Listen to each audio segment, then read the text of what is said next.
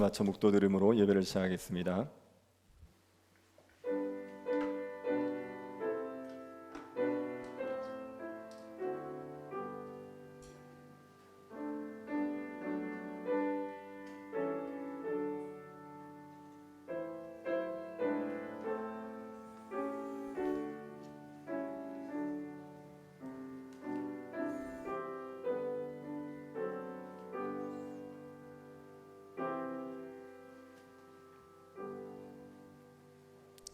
하나님 아버지, 저희들에게 예배를 허락해 주셔서 감사드립니다.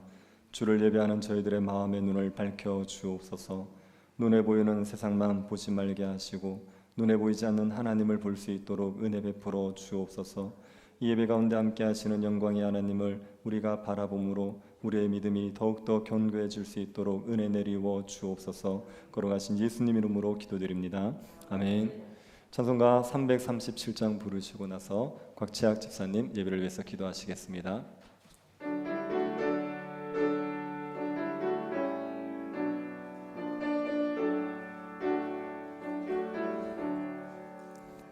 내 모든 시험 무거운 짐을 주 예수 앞에 아뢰이면 근심에 쌓인 날 돌아보사 내 근심 모두 맡으시네. 무거운 짐을 나 홀로 지고 견디다 못해 쓰러질 때 불쌍히 여겨 구원해 주리 은혜의 주님 오직 예수. 내 모든 괴로움 닥치는 환난 주 예수 앞에 아뢰이면 주께서 친히 날 구해 주사 넓으신 사랑 베푸시네. 무거운 짐을 나 홀로 지고 견디다 못해 쓰러질 때 불쌍히 여겨 구원해 주리 은혜의 주님 오직 예수. 내 짐이 점점 무거워질 때 주 예수 앞에 아뢰이면 주께서 친히 날 구해 주사 내 대신 짐을 져주시네. 무거운 짐을 나 홀로 지고 견디다 못해 쓰러질 때 불쌍히 여겨 구원해 주리 은혜의 주님 오직 예수. 마음의 시험 무서운 죄를 주 예수 앞에 아뢰이면 예수는 나의 능력이 되사 세상을 이길 힘 주시네. 무거운 짐을 나 홀로 지고 견디다 못해 쓰러질 때 불쌍히 여겨 구원해 주리 은혜의 주님 오직 예수.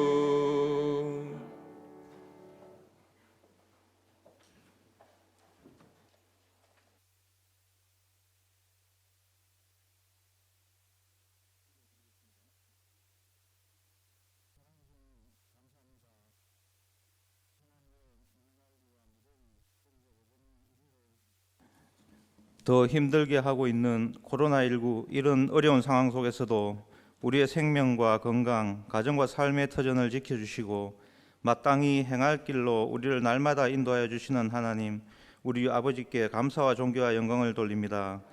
지난 한 주 동안도 베푸신 은혜를 묵상케 하시며 매 순간마다 섭리하고 계심을 경험케 하시니 감사합니다.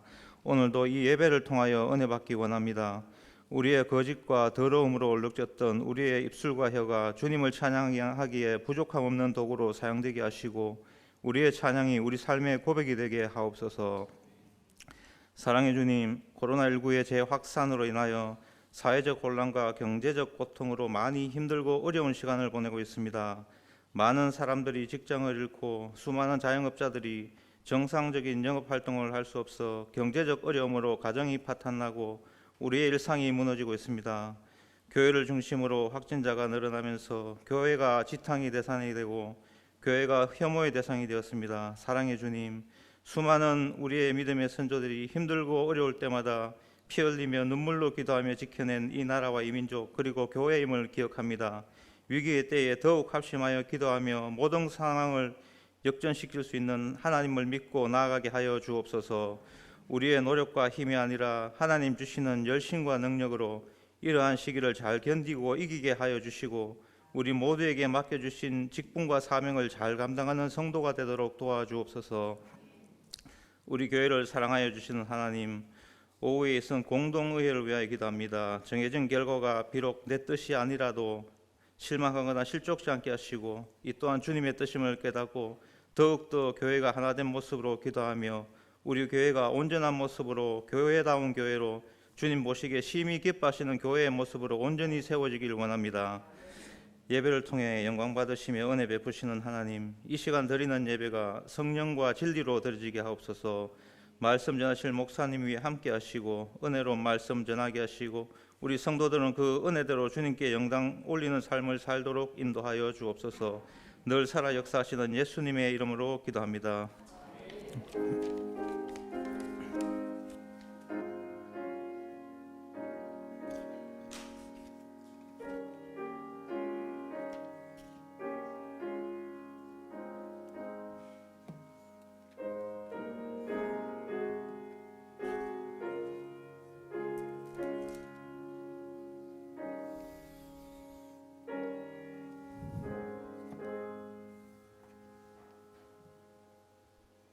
말씀을 보겠습니다. 요한계시록 1장 1절부터 8절 말씀입니다.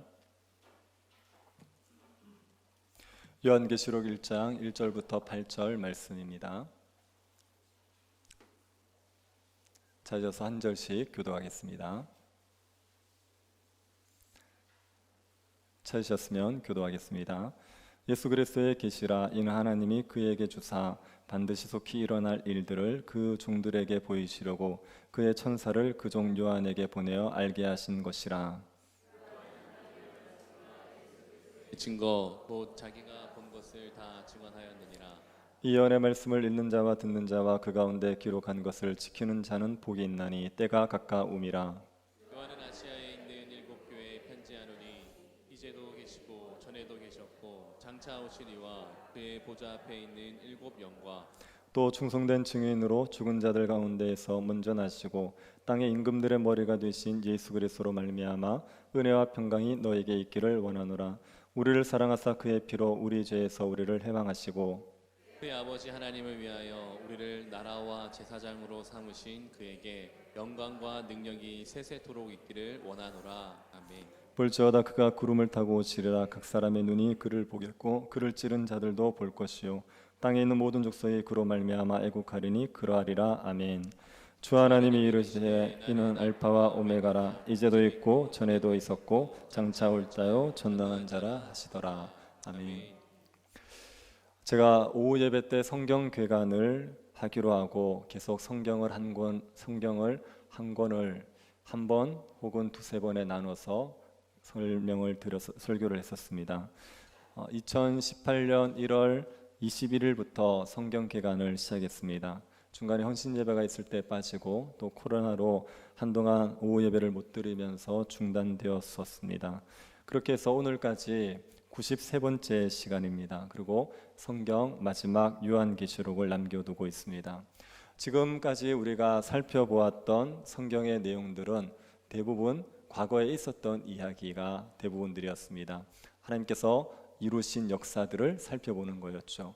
근데 요한계시록은 현재 있는 일 그리고 앞으로 있을 일들에 대한 이야기입니다. 종말에 있을 일들을 요한계시록이 기록해 놨습니다. 요한계시록은 미래에 대한 이야기가 있기 때문에 사람들에게 흥미가 있습니다. 세상 미래가 어떻게 될지 사람들이 알고 싶어 하지 않습니까? 그러니 요한계시록을 보면 미래를 알 수 있을 거라는 생각 때문에 흥미를 가지시오. 그런데 요한계시록은 굉장히 이해하기가 어려운 책입니다.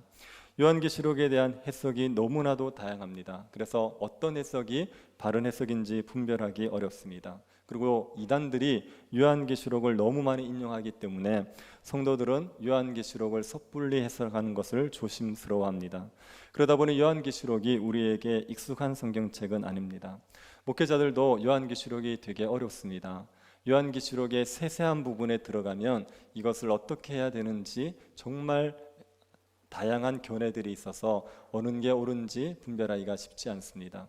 근데 요한계시록 전체를 보면 요한계시록이 말하고자 하는 메시지가 선명합니다. 그래서 세세하게 들어가면 어려울 수 있지만 전체 그림을 보면 요한계시록은 그렇게 어려운 책이 아닙니다. 이번 주와 다음 주에 걸쳐서 제가 요한계시록의 전체 그림을 설명드리도록 하겠습니다. 그리고 요한계시록을 한 장씩 한 장씩 제가 강의를 할 생각입니다. 요한계시록을 가지고 이단들이 하도 장난을 많이 치기 때문에 요한계시록의 개혁주의적인 해석이 어떤지를 제가 한 장씩 강의하면서 설교를 하도록 하겠습니다. 요한계시록은 언제 기록이 되었겠습니까? 주 1세기 말에 도미티안 황제가 교회를 박해하기 시작할 때 기록이 되었습니다. 로마 황제 중에 기독교를 제일 먼저 박해한 황제가 네로 황제입니다. 그 네로 황제 다음으로 기독교를 박해한 황제가 도미티안이라는 황제입니다. 도미티안 황제는 자기가 살아있는 신으로 추앙받기를 원했습니다. 그래서 사람들에게 도미누스 에트 데우스 노스테르 이렇게 부르겠습니다. 이것은 우리 주와 신인 도미티안 황제 이런 의미입니다. 도미티안 황제를 신과 주로 부르도록 했기 때문에 기독교인들이 여기에 동의할 수 없었죠. 기독교인들은 거부를 했고 박해를 받았습니다. 이때 요한은 반모섬의 유배가 됩니다. 반모섬은 화강암으로 이루어진 불모지의 섬입니다. 로마 시대의 종교범 혹은 정치범을 이 반모섬에 유배를 시켰습니다. 요한이 이 반모섬에 유배되어 있다가 주일날 환상을 보게 됩니다. 그 환상을 보고 기록한 게 요한계시록입니다. 그런데 이것은 그 당시에 교회가 박해받는 상황이었기 때문에 직접적으로 기록을 못합니다. 그 직설적인 표현을 쓰지 못하고 상징을 자꾸 쓰는 겁니다. 용이라든지 아니면 촛대라든지 이렇게 상징을 쓰는 겁니다. 추상적인 건데 그걸 구체적인 물체에 비유해서 설명하는 방식이 상징인데 요한계시록에 그런 상징이 많습니다. 그러다 보니까 상징의 의미를 이해하지 못하는 사람들은 요한계시록이 전혀 이해가 안 됩니다. 이게 무슨 말인지 도무지 알 수가 없습니다. 하지만 상징을 이해하는 사람들이 보면 어떤 의미인지 알죠. 이 편지를 받았던 기독교인들은 요한계시록에 나오는 상징을 이해할 수 있습니다. 왜냐하면 여기에 나오는 상징은 배경이 없는 게 아닙니다. 여기에 나오는 상징들은 구약을 배경으로 하고 있습니다. 에스겔서나 다니엘서 같은 구약을 배경으로 하고 있기 때문에 구약을 알고 있는 기독교인들이 들으면 무슨 말인지를 알 수 있습니다. 구약적인 배경이 없는 사람이 들으면 아무런 말을 모릅니다. 왜 이런 방식으로 기록을 했겠습니까? 박해이기 때문에 직접적으로 얘기하면 이것 때문에 핍박을 더 받을 수 있는 거죠. 그래서 알 사람만 알 수 있도록, 신자들만 알 수 있도록 상징으로 기록해 놓은 겁니다. 이 요한계시록의 기록 목적은 박해 가운데 있는 성도들을 위로해 주기 위한 겁니다. 로마 황제에게 극심한 박해를 받고 있는 그 성도들에게 소망을 주고 위로를 주기 위해서 요한계시록을 기록했습니다. 그런데 요한계시록을 읽는 성도들이 두려움을 많이 느끼죠. 처음에 요한계시록을 딱 읽어보면 너무 무섭다는 반응을 많이 보입니다. 근데 요한계시록은 신자들에게 두려움을 주기 위한 것이 아니라 소망과 위로를 주기 위해서 기록된 책입니다. 이 요한계시록이 어떤 구조로 되었는지 보죠. 요한계시록의 구조를 백금산 목사님이 깔끔하게 정리를 하셨습니다. 요한계시록은 요한이 본 4가지의 환상을 기록한 겁니다. 그래서 요한계시록 안에 큰 환상이 4가지가 있습니다.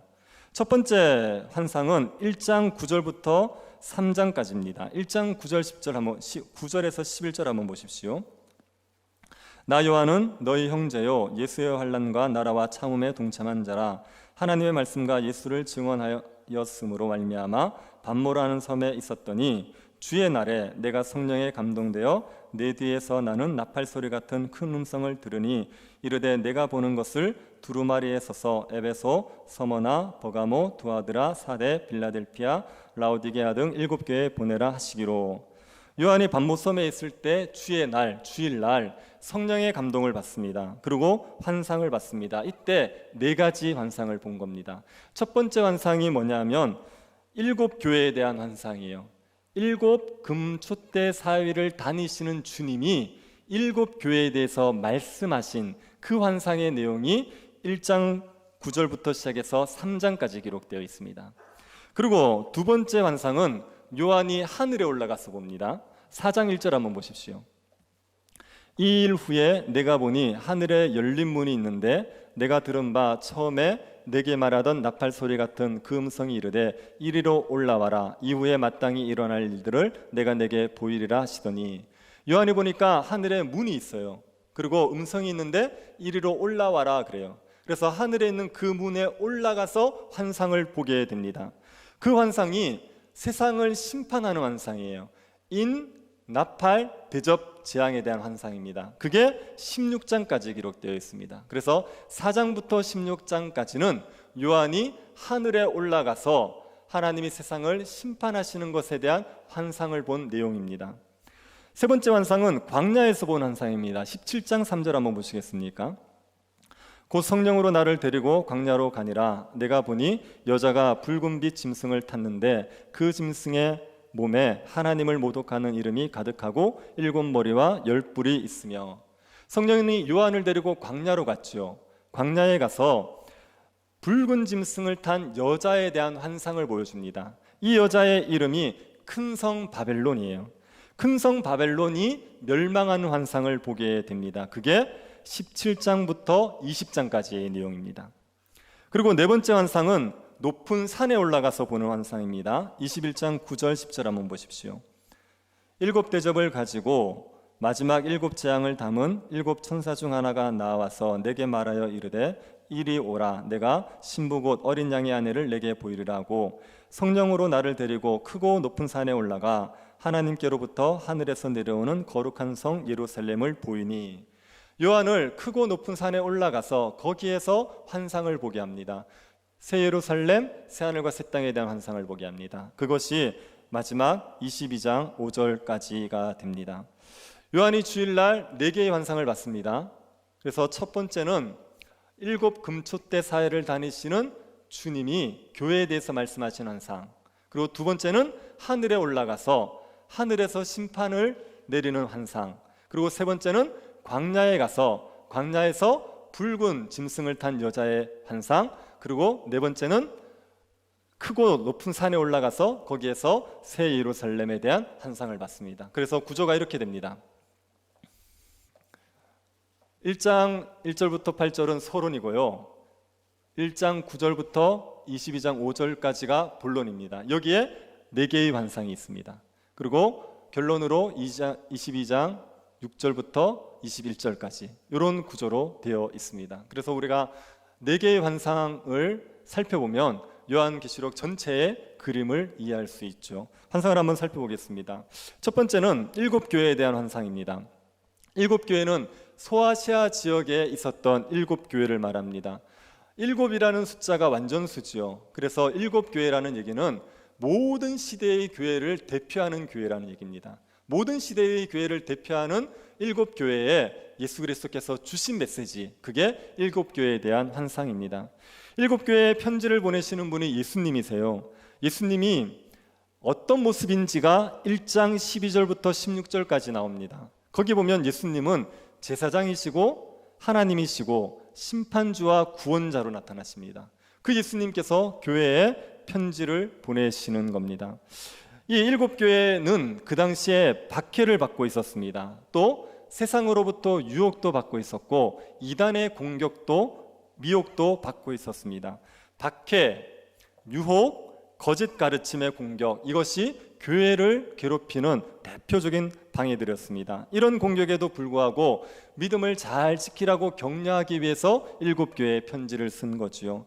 7교회는 3가지 유형으로 나눠집니다. 첫 번째는 예수님에게 칭찬만 받은 교회, 조금의 책망도 받지 않고 칭찬만 받은 교회가 있습니다. 서머나 교회와 빌라델피아 교회, 이 2교회는 칭찬만 받았죠. 서머나 교회는 환난 가운데도 믿음을 지킵니다. 빌라델피아 교회는 적은 능력으로도 충성을 했습니다. 그래서 예수님에게 칭찬만 받았던 교회입니다.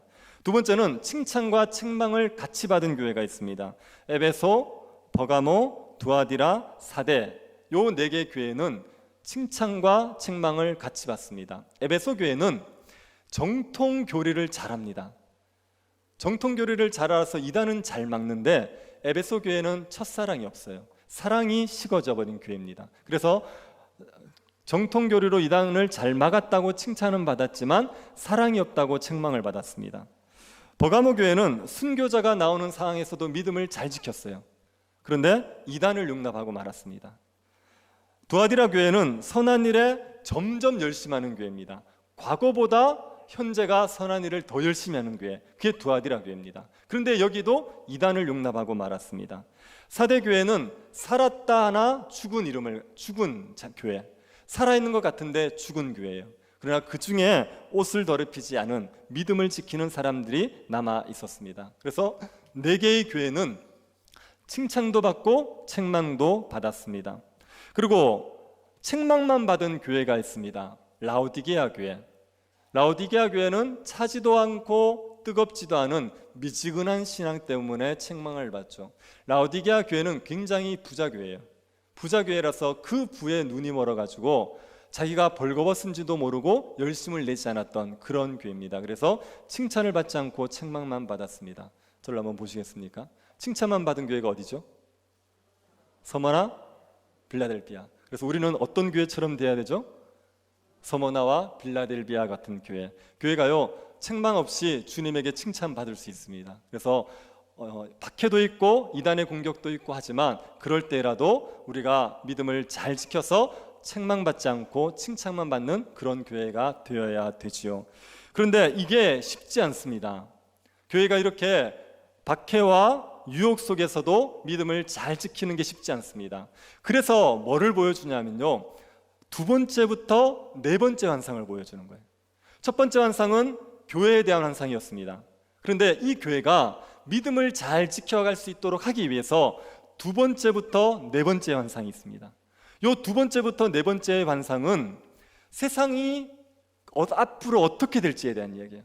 앞으로 어떻게 세상이 진행될 것이고 앞으로 교회가 어떻게 될지에 대한 이야기입니다. 그래서 이 환상을 보면서 이렇게 될 걸 믿으면서 믿음을 잘 지켜라, 이렇게 이야기하는 겁니다. 그 중에 2번째 환상을 오늘 한번 보겠습니다. 요한이 하늘에 올라가서 이 2번째 환상을 봅니다. 하늘에 올라가니까 하나님의 보좌가 보였어요. 하나님이 보좌에 앉아 계신데 그 주위에 4생물이 있었습니다. 이 4생물은 천사를 말하는 거예요. 4생물이 있었고 그 4생물 주위에 24장로가 있었습니다. 24장로는 구약의 12지파의 족장들, 신약의 예수님의 12사도들, 그래서 신구약을 대표하는 사람들이에요. 그 24장로들이 4생물 주위를 싸고 있습니다. 그 주위에 수많은 천사들이 싸고 있는 그 보좌를 봤어요. 요한이 하늘에 딱 올라갔을 때 하나님께서 보좌에 계신 하나님을 보여줍니다. 이걸 왜 보여주겠습니까? 지금 이 요한계시록의 수신자들은 누구에게 핍박을 받고 있다 그랬습니까? 도미티안 황제, 로마 황제에게 핍박을 받고 있어요.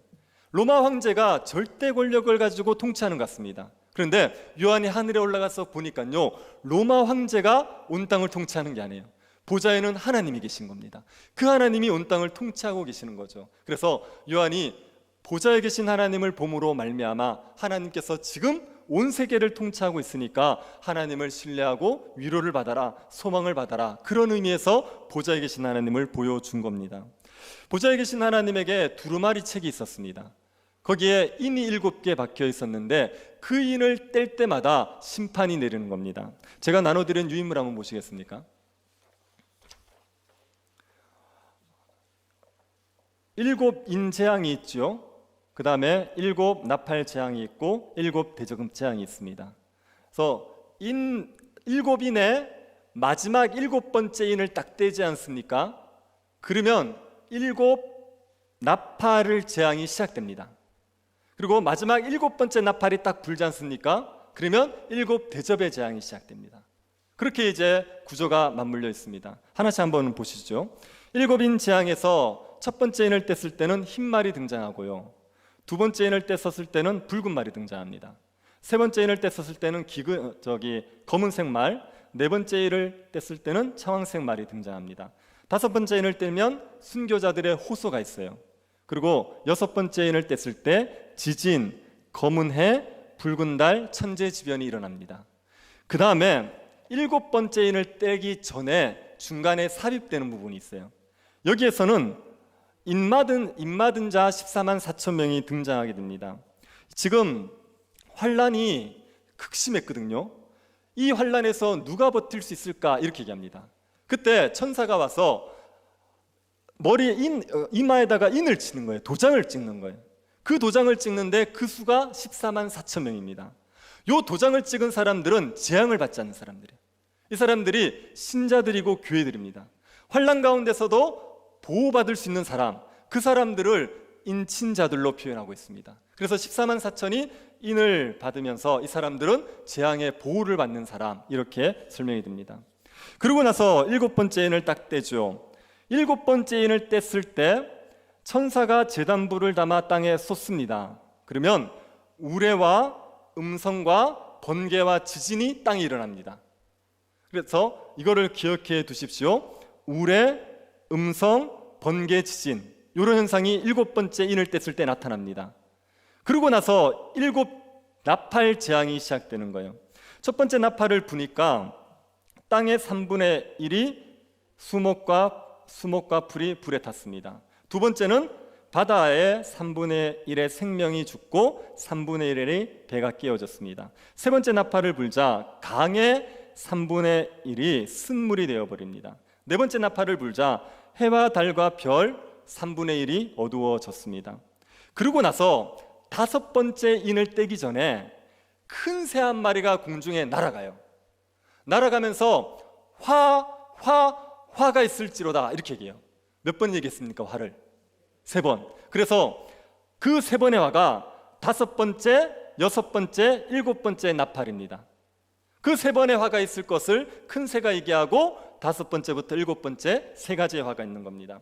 다섯 번째 나팔을 불자 무저갱에서 올라온 황충이 있어요. 사람을 5달 동안 괴롭힙니다. 그런데 죽지도 않고 괴롭힘만 당하는 거예요.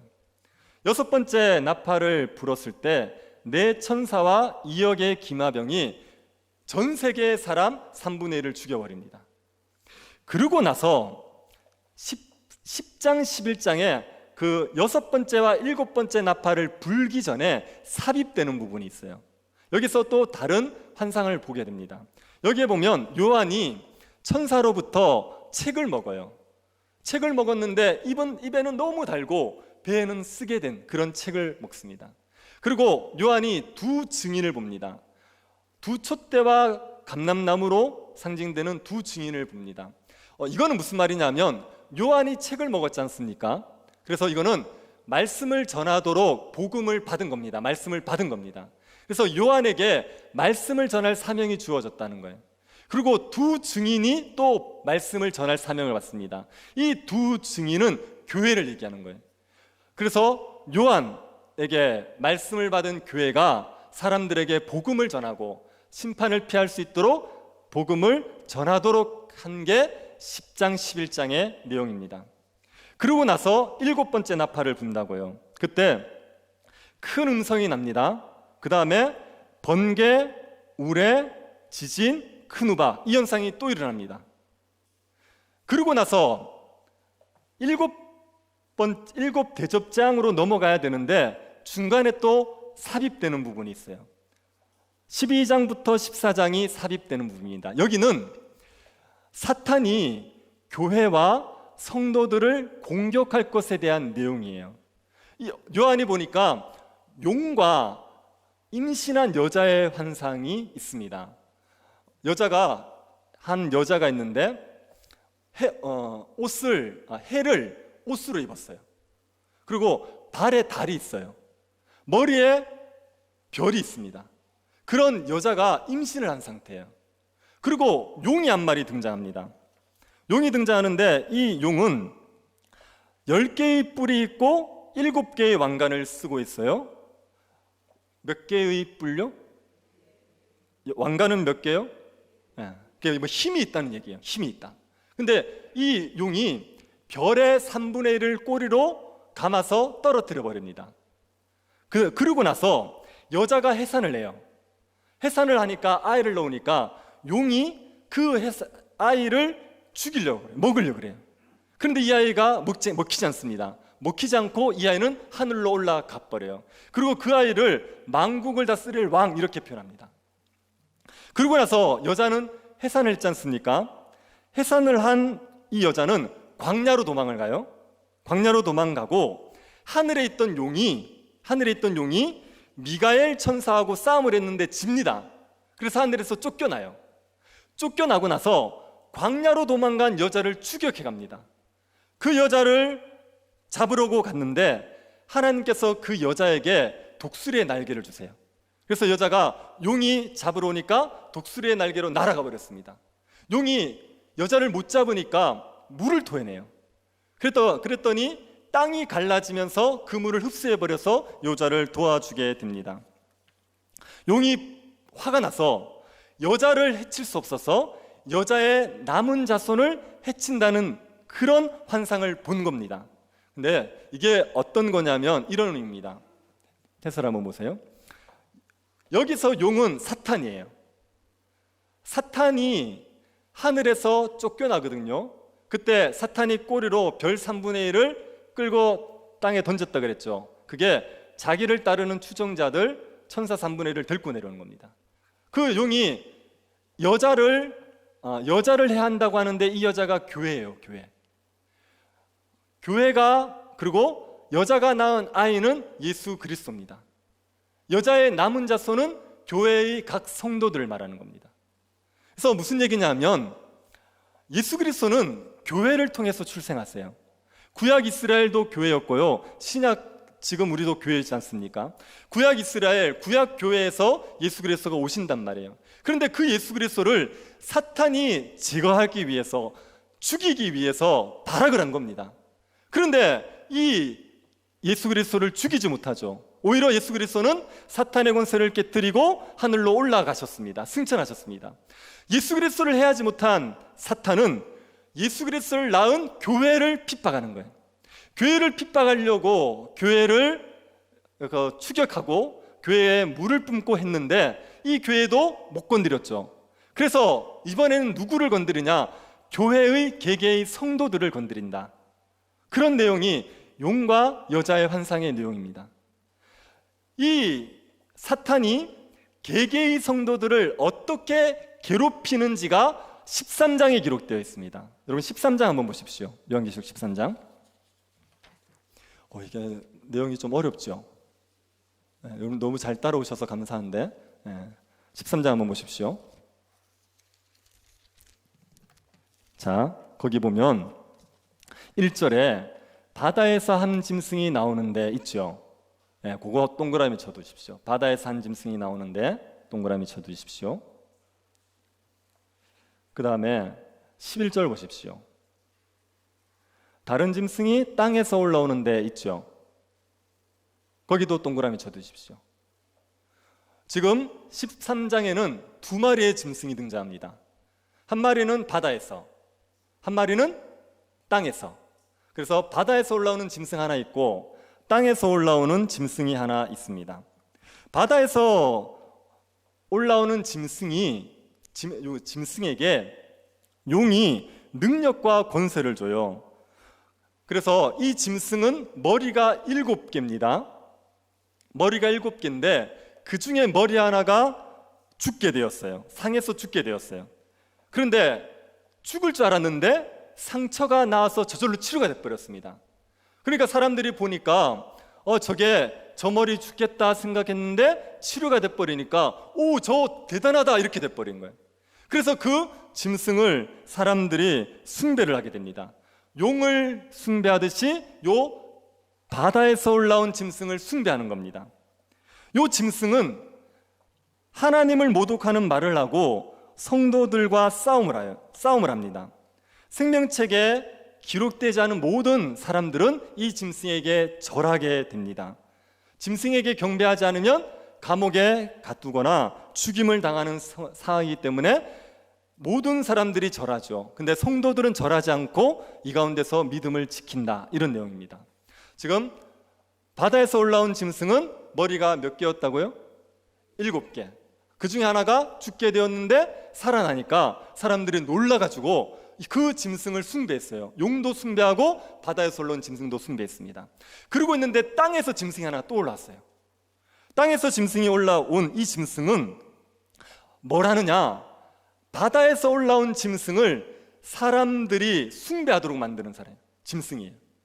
그래서 바다에서 올라온 짐승을 사람들이 숭배하도록 사람들을 선동하는 짐승이 땅에서 올라온 짐승입니다. 그래서 이 짐승이 이적을 행한다고요. 어떤 이적을 행하냐면 우상을 하나 만들었어요. 우상을 만들었는데 죽은 거 아닙니까, 우상은. 그런데 생기를 불어넣어서 우상이 살아버려요. 그걸 보고 사람들이 우상에게 절을 하게 됩니다. 그러면 짐승은 우상에게 절하는 사람들을, 그 사람들에게 666이라는 표를 줘요. 짐승의 표 666을 주는 겁니다. 이게 지금 그 13장에서 사탄이 개개의 성도들을 어떻게 핍박하는지를 설명하는 환상이에요. 자, 이게 어떤 의미냐면 이런 겁니다. 보십시오. 용, 여전히 사탄입니다. 그리고 바다에서 올라온 짐승은요, 로마의 황제를 얘기하는 거예요. 로마의 황제는 사탄에게 권세를 받아서 사람들에게 숭배를 받는 겁니다.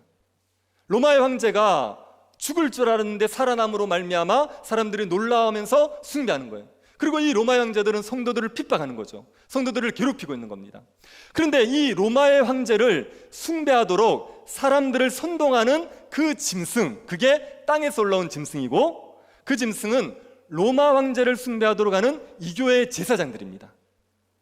요 이교회의 제사장들이 로마 황제를 숭배하도록 만드는 거예요. 그래서 숭배하는 사람들에게는 뭐를 줍니까? 짐승의 표 666을 주는 거예요. 이게 황제 숭배의 표입니다. 황제를 숭배한다는 표입니다. 그러니까 이게 지금 어떻게 사탄이 개개의 성도들을 핍박하는지를 보여주는 환상입니다. 여기 666이라는 얘기 많이 들으셨죠? 네, 이거 제가 오늘 명확하게 말씀드릴 테니까 잘 기억하십시오. 666을 바코드라고 말하는 사람들이 있어요. 또 베리칩이 666이라고 말하는 사람들이 있습니다. 그래서 바코드를 받거나 베리칩을 받으면 짐승의 표를 받는다는 거예요. 왜냐하면 요한계시록 13장 보면 짐승의 표를 받지 않으면 매매를 못합니다.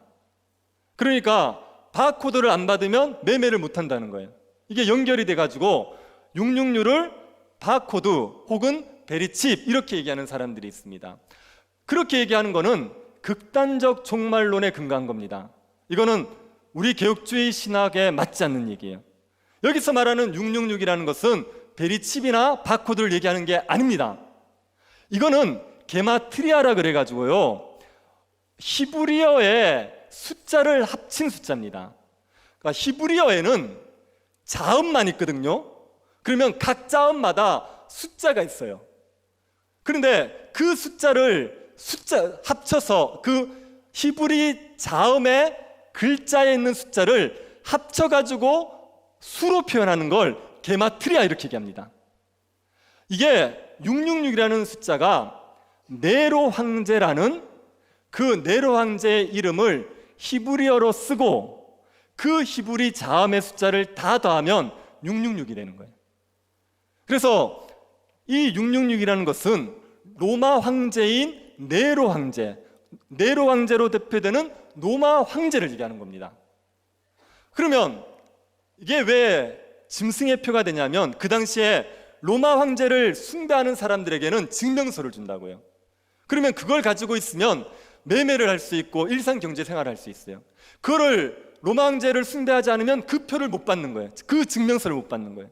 그러면 일상의 매매가 안 되는 겁니다. 그래서 이거는 그 당시에 네로 황제, 로마 황제를 숭배하는 사람들이 받았던 증명서를 얘기하는 거지, 지금의 바코드나 베리칩 이게 아니다. 네. 자, 이해가 되셨습니까? 네, 저를 한번 보시고 널리 전파해 주십시오. 네. 누가 이렇게 바코드를 받는 걸 꺼려하면 여기에서 금가거든요. 베리칩을 받으면 안 된다 이런 주장을 하면 여기서 금간 겁니다. 그런데 이게 세대주의 종말론과 극단적 종말론이라는 게 있어요. 제가 나중에 설명을 드릴 겁니다.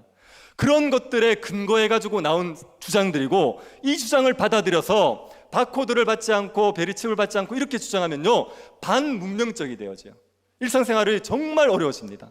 그런데 성경이 그걸 지지하잖아요. 그렇기 때문에 이게 그런 바코드나 베리칩이 아니라는 걸 명확하게 기억하십시오. 이거는 로마 황제에 대한 표고, 오늘날로 적용하면 이런 겁니다. 세상의 세상의 영광을 위해서 신앙을 버리지 말라. 그게 666을 받지 말라. 이렇게 얘기하는 거예요. 그래서 이 666이라는 것은 로마 황제를 얘기하는 거다. 따라해 보시겠습니까? 게마트리아. 그래서 이게 상대편이 나 이렇게 여러 얘기 하잖아요. 여러분이 게마트리아 이렇게 전문 용어를 쓰면 상대편이 깜짝 놀랍니다. 그리고 이제 맞는가 보다 이렇게 생각할 수 있어요. 그래서 게마트리아 이렇게 외워두시기 바랍니다. 그리고 나서 짐승의 표를 받지 않은 사람들, 이 사람들은 매매를 못한다 그랬잖아요. 이 사람들은 굉장한 핍박을 받게 될 겁니다. 하지만 결국 짐승의 표를 받은 사람들은 다 죽습니다.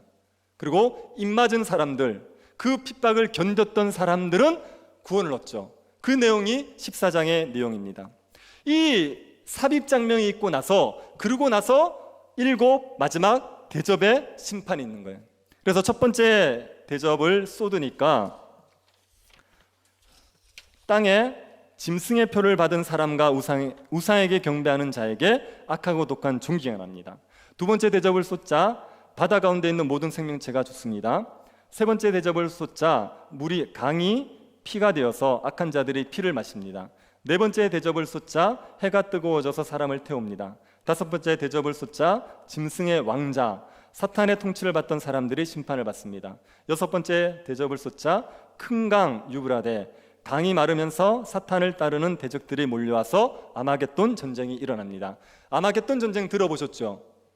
이게 3차 세계대전이라고 말하는 사람이 있습니다. 아닙니다.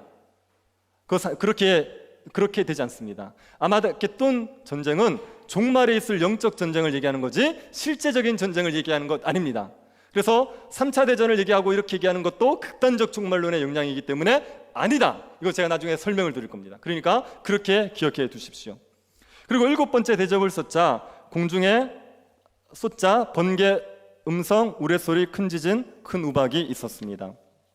이렇게 인과 나팔과 대접 환상, 이것이 이루어지는 게 요한이 본 두 번째 환상입니다.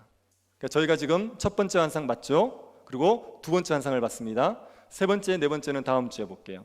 그래서 지금 이 두 번째 환상까지의 내용을 정리해 봅시다. 여러분, 인대접 나팔 재앙을 이해하실 때 5가지를 기억하십시오.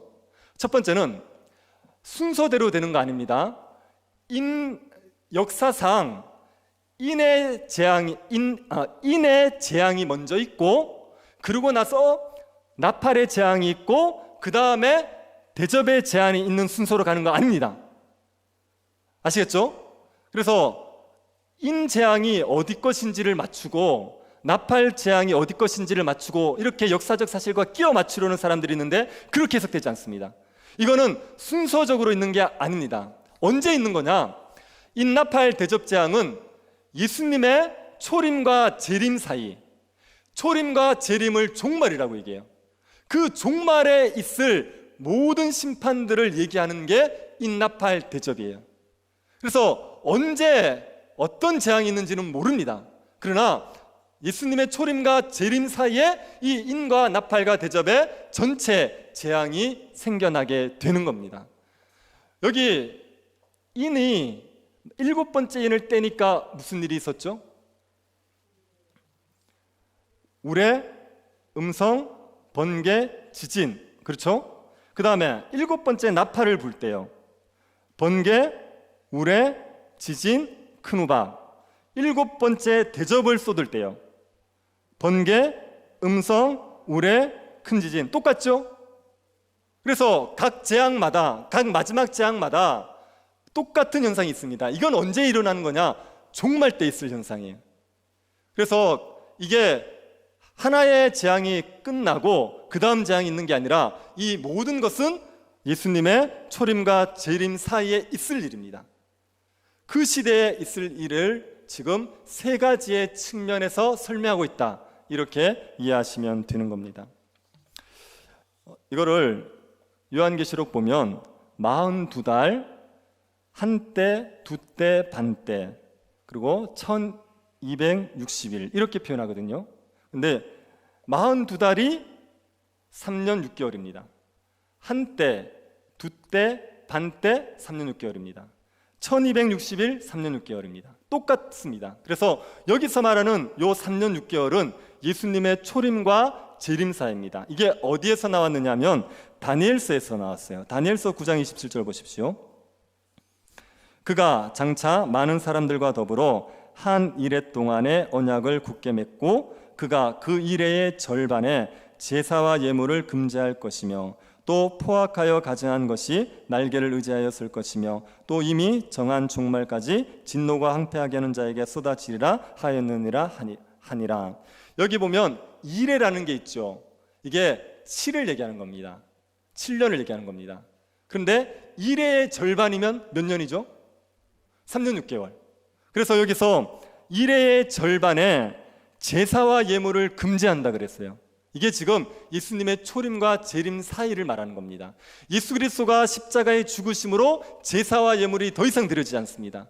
그래서 초림과 재림 사이에 있을 일이고 그때 있을 일을 인, 나팔, 대접, 재앙으로 설명하고 있는 겁니다. 세 번째로 기억할 것은 이 재앙은 하나님을 대적하는 세력을 벌하기 위한 거예요. 6장 17절 한번 보십시오. 그들의 진노의 큰 날이 이르렀으니 누가 능히 서리요 하더라. 6번째 인을 딱 떼고 나서 진노의 큰 날이 이르렀으니까 누가 서리요, 그렇게 얘기했어요. 그리고 나서 무슨 일이 있다 그랬습니까? 인을 치는 일이 있었어요. 14만 4천 명. 이것도 성도들의 많은 수를 얘기하는 거지 14만 4천 명만 얘기하는 거 아닙니다. 요 14만 4천 명 인 맞은 자들은요, 하나님의 진노를 피하는 자들이에요. 그래서 하나님께서 심판을 내릴 텐데 그 중에 예수를 믿는 사람들, 그들은 심판을 피하고 인맞지 않은 자들이 심판을 받을 겁니다. 이 재앙들을 보면서 두려워하시는 분들이 있는데요, 이건 우리에게 해당되는 재앙이 아닙니다. 이 재앙들은 우리에게 영향을 줄 수 있어요. 그러나 우리에게 내려지는 재앙이 아니에요. 그래서 우리가 두려워할 일이 아닙니다.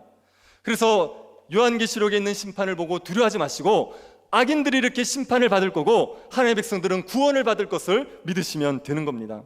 네 번째는 재앙의 강도가 점점 강해지는 것은 회개할 기회를 주기 위한 거라는 겁니다. 지금 인의 재앙보다 나팔의 재앙이 강해지고요, 나팔 재앙보다 대접의 재앙이 강해집니다. 이렇게 재앙의 강도가 강해진다는 것은 사람들이 돌이키라는 거예요. 하나님의 최종 심판을 받기 전에 돌이키라고 기회를 주시는 겁니다. 회개하라고 기회를 주지만 사람들이 버티지요. 그래서 결국 최후 심판을 받게 되는 겁니다. 다섯 번째로 기억할 것은 재앙의 목적은 악의 세력의 심판, 교회의 구원, 이거라는 거예요. 지금 이 요한계시록의 수신자들은 박해 가운데 있다고 그러지 않았습니까? 그 박해 가고 있는 사람들에게 지금 예수 그리스도께서 위로를 주시는 거예요. 지금 너희들을 박해하고 있는 그 세력들은 다 멸망할 거다. 그러나 너희들, 예수를 믿는 너희들은 반드시 구원을 얻을 거다. 이 얘기를 하고 싶어서 이 요한계시록의 재앙 이야기를 기록하고 있는 겁니다. 그래서 교회에 위로와 소망을 주기 위해서, 이 시대의 박해 가운데서도 교회가 믿음을 지키고 살아가게 만들기 위해서 요한계시록이 기록되어 있습니다. 여러분, 교회를 하나님께서 지키신다는 걸 믿으십시오. 사탄이 교회를 해하려고 할 때 하나님이 독수리 날개를 주시는 거예요. 독수리 날개로 그 사탄의 세력을 피하게 만들어 주시는 겁니다. 교회에는 항상 박해가 있습니다. 교회는 항상 어려움이 있습니다. 그런 어려움이 있지만 하나님께서 교회를 지키셔서 악한 자들이 교회를 손대지 못하게 만드시는 겁니다. 다 죽을 것 같을 때라도, 망할 것 같아 보일 때라도 하나님께서 상황을 뒤집어서 교회를 영광스럽게 하시고 구원하시는 거지요. 그러니 그 하나님을 믿으시기를 바랍니다. 세상이 아무리 힘 있어 보이고 교회는 무기력해 보일지라도 보좌에 계신 하나님을 믿으시고 그 하나님이 교회를 지킨다는 것을 신뢰하십시오. 세상에 타협하지 마시고 황제에게 무릎 꿇지 마시고 세상의 부와 권력에 절하지 마시고 믿음을 지키고 살아가면 하나님의 이 심판을 피하고 구원의 은혜를 누리게 되는 겁니다. 우리 그때까지 입맞은 자들로서 예수 그리스도에 대한 믿음을 지키며 살아갈 수 있게 되기를 간절히 바랍니다. 하나님 아버지, 은혜에 감사드립니다. 우리에게 지금 있는 일과 장차 될 일을 알려주셔서 감사드립니다. 저희들에게 환난이 있겠지만 하나님께서 환난 가운데 보호하시고 승리하실 것을 믿게 하여 주옵소서. 악의 세력을 심판하시고 우리를 구원하실 하나님을 신뢰하고 주께 칭찬받는 교회로 자라가게 하여 주옵소서. 걸어가신 예수님 이름으로 기도드립니다. 아멘. 부흥 찬양하고 죽도로 예배를 마치겠습니다.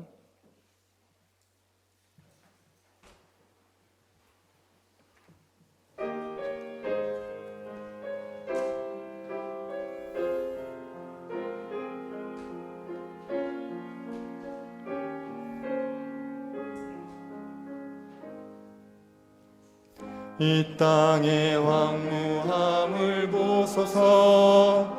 하늘의 하나님 긍휼을 베푸시는 주여, 우리의 죄악 용서하소서.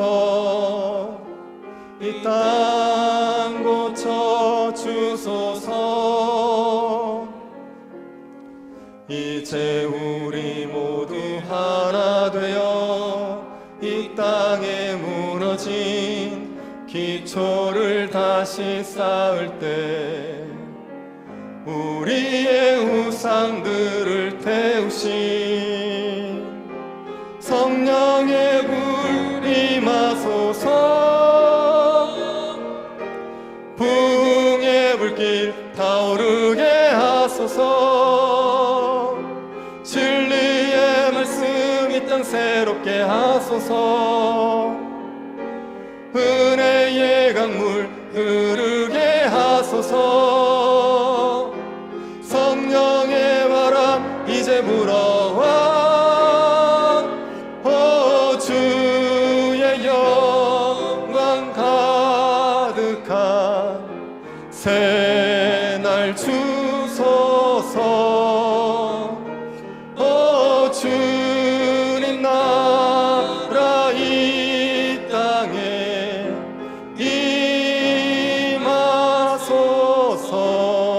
임하소서. 지금은 우리 주 예수 그리스도의 은혜와 하나님의 사랑과 성령의 교통 위로하심이 사랑하는 주의 백성들의 머리 위에 지금으로부터 영원토록 함께 있을지어다. 아멘.